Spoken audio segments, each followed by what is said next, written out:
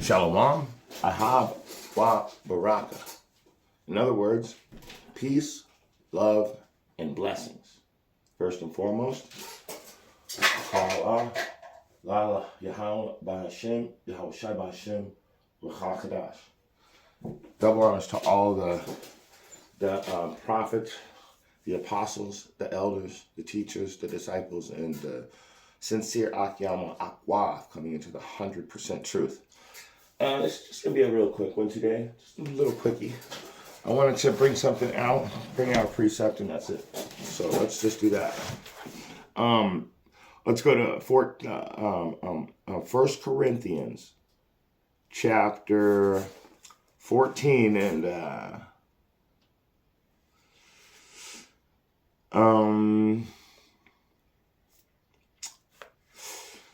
let's go ahead and just read 7 and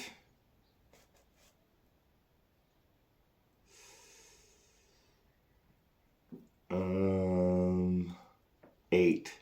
Okay, 7 and 1 Corinthians 14, 7 and 8. And even things without life-giving sound, whether pipe or harp, except they give a distinction in the sound, how shall it be known what is piped or harped?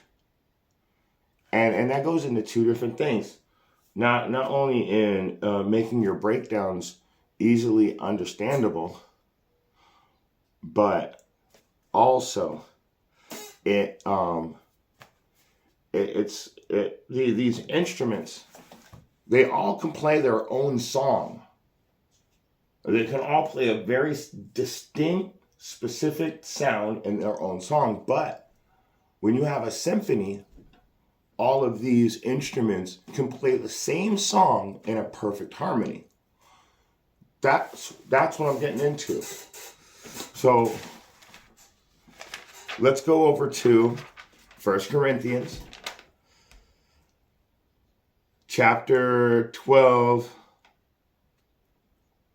And we're going to start from the top. Now, concerning spiritual gifts, brethren, I would not have you ignorant. Okay? Ye know that ye were Gentiles carried away unto these dumb idols, even as ye were led. So, he's saying, don't forget, we were all in the world at some point. But I'm going to skip forward now. And, I'm just going to keep reading it. Why not? Let's just read it right through. Wherefore I give you to understand that no man speaking by the Spirit of Yahweh calleth Yahweh Shai accursed, and that no man can say that Yahweh Shai is the power but by Yahweh. But by the Holy Spirit. Now there are diversities of gifts, but the same Spirit. So, in other words, there's a diversity of the gifts. Just like there's different instruments, they all play a distinct sound, but when together, they have a perfect harmony. Let's prove it. And the prophets right now that have a diversity of gifts, they're the symphony. And they can go off and play by themselves, but when they get together, they have to be able to play in a perfect harmony. This is the reason why none of these camps can get along, because everybody's got a false doctrine.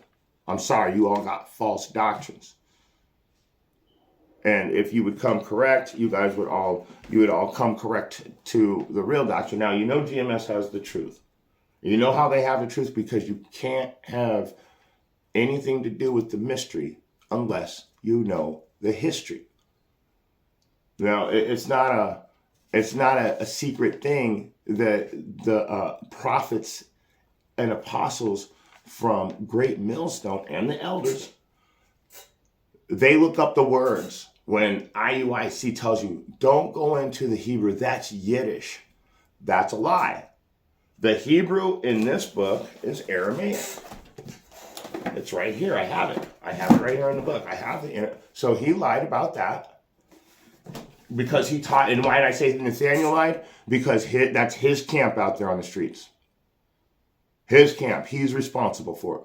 He's the one that's going to have to um, um, also pay a judgment for the way these camps are teaching, because he taught them. He gave them a precept package. And in his precept package, it tells you, don't learn Hebrew. You know why? Because he can keep you bound up the way he wants you. Because the truth, if you know the truth shall set you free. So this is why the camps aren't coming together, because everybody's teaching something different. They're all instruments, but none of them can actually play together. So that shows you that there's a flaw. Now, all these camps were kicked out of GMS, or GMS was, however it worked. I wasn't there in the past, but I know at one point everybody was learning under Elder Apostle Tahar. Now, there are diversity of gifts, but the same Spirit, and there are differences of administrations, but the same power. And there are diversities of operations, but the same Yahweh, which worketh all in all. But the manifestation of the Spirit is given to every man to profit withal. To profit with all. So your instrument that he's giving you, you need to be able to make a distinct sound, but be in harmony with your brothers. It's that simple. This isn't a hard book. They make it hard for the unlearned, so all of you new people coming in are going to be instantly confounded. And really, I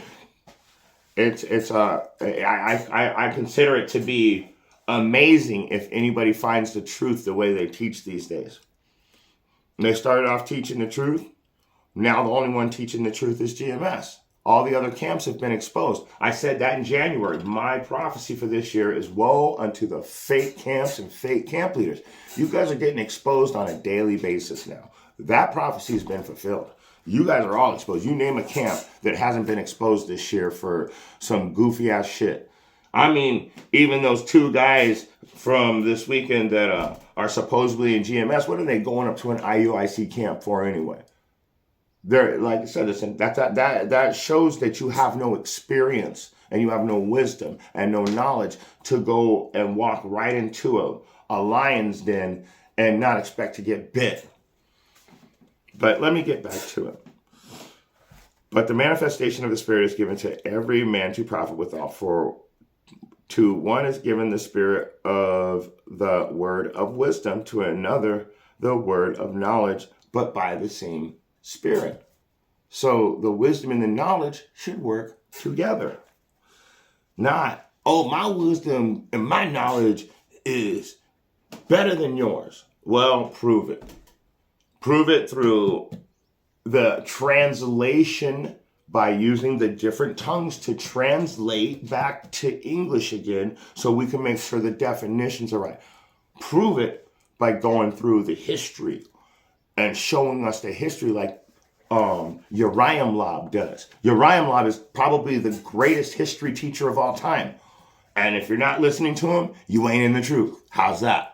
If you're not listening to his classes, you ain't getting real studies. And if you are getting real studies, it was somebody else listening to him that gave you the information. You guys have to listen to GMS to get your information. I know it because I see it in your classes. Now, to another, faith by the same Spirit. To another, the gifts of healing by the same Spirit. So you see, it's a symphony. That's why when you go over to Acts 13 and 1, what does it say? Though I speak with tongues of men and of angels and have not charity, I become a sounding brass or a tinkling cymbal. So you can sound good, but it ain't doing anything. Without charity, without the love of your brothers, that's what charity's talking about. And not the way Nathaniel says it either. I'll show you. Charity, it has to do with Yahweh.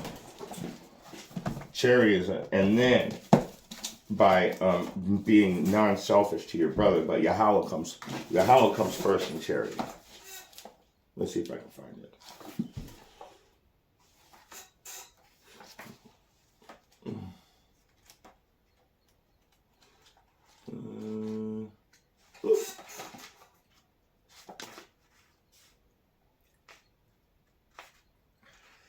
find it.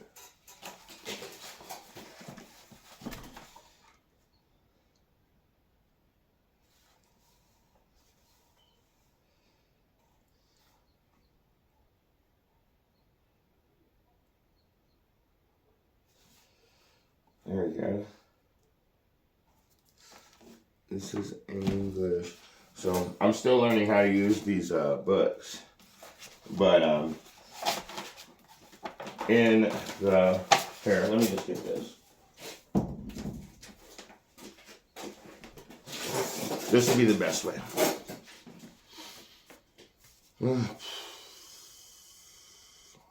This phone really moves slow.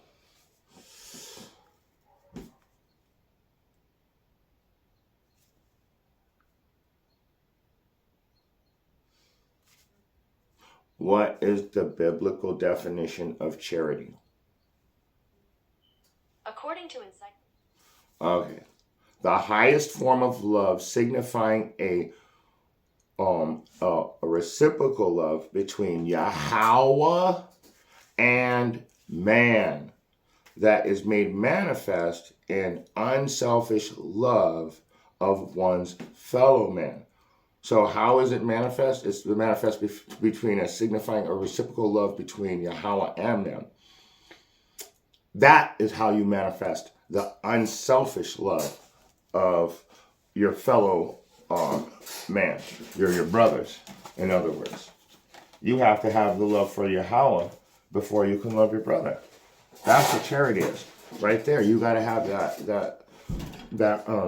I love this. The highest form of love, signifying the reciprocal love. It's showing you that what's reciprocating back and forth love between you and Yahweh. And that's how you manifest an unselfish love for your brother, to have the highest form of love for Yahweh. Okay? So when Nathaniel says, well, charity means to love your brother, this is how you know he's a serpent. And the music that he's playing, he can't be a part of the symphony because all of his tunes are off, because he's only playing part of it. He's only telling you partial truth. He's telling you lies.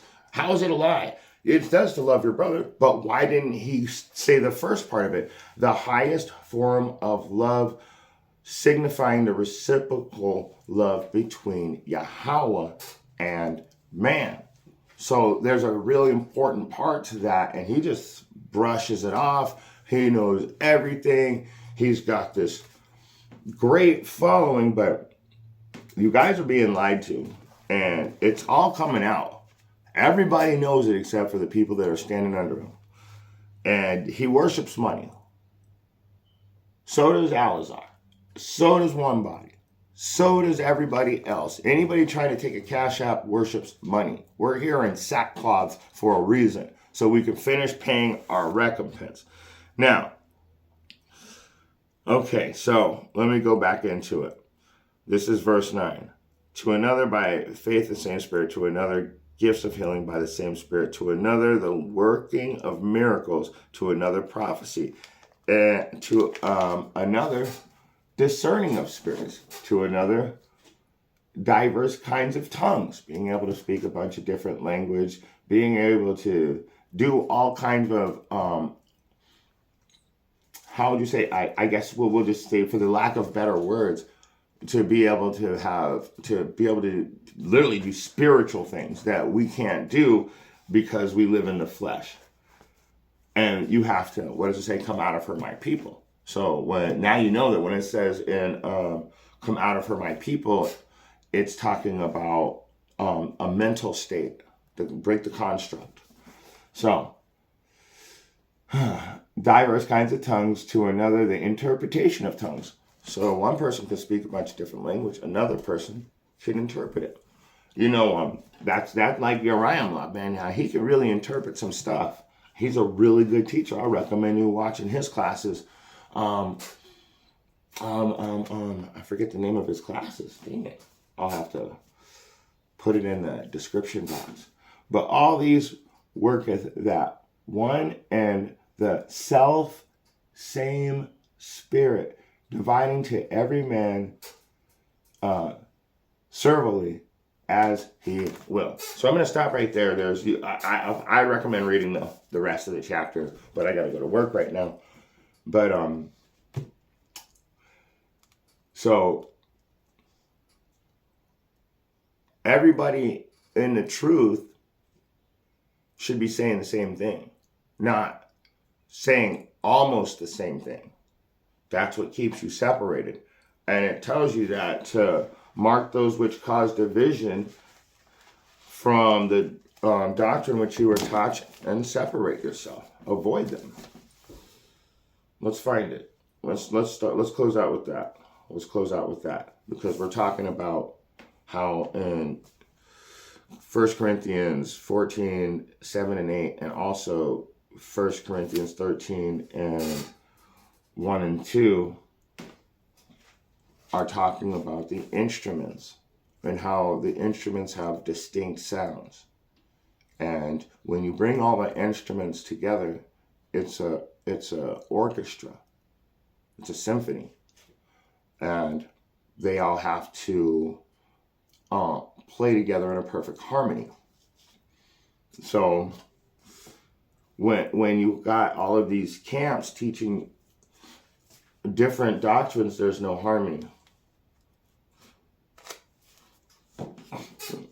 Mark those which cause division and avoid them. So Romans 16 and 17, I don't know why I didn't remember that. Romans 16 and 17. Now I beseech you, brethren, mark them which cause divisions and offenses contrary to the doctrine which you have learned, and avoid them. So the whole point here is all these prophets have the truth.